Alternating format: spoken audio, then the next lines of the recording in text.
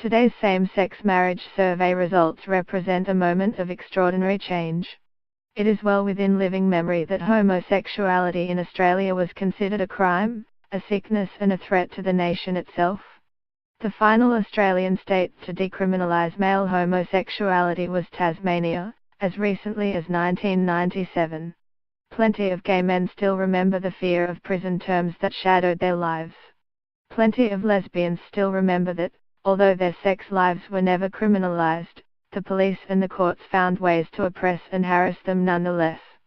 Many LGBT people still carry the emotional and physical scars of brutal medical interventions designed to fix something that was never broken. And yet, from the birth of the Australian lesbian and gay rights movement at the end of the 1960s, through the growing inclusivity of LGBT activist politics in the decades since, we have somehow reached a point in November 2017 where millions of heterosexual Australians have chosen to tick a box saying yes.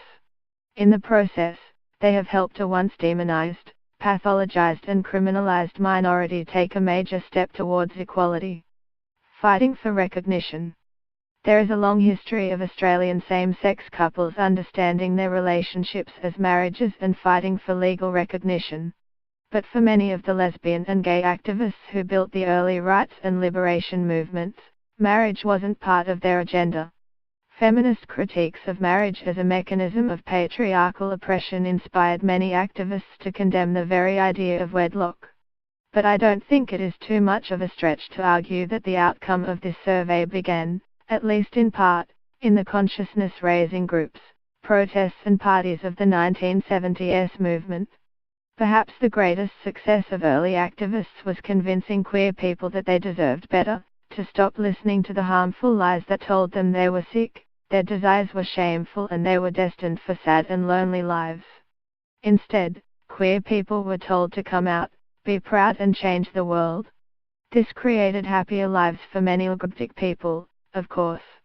But it also dramatically shifted how the straight world understood this evil other. It is much harder to fear homosexuals once you've discovered that the lovely women who live next door are more than just roommates. That the blokes who run the local youth agency are more than simply business partners.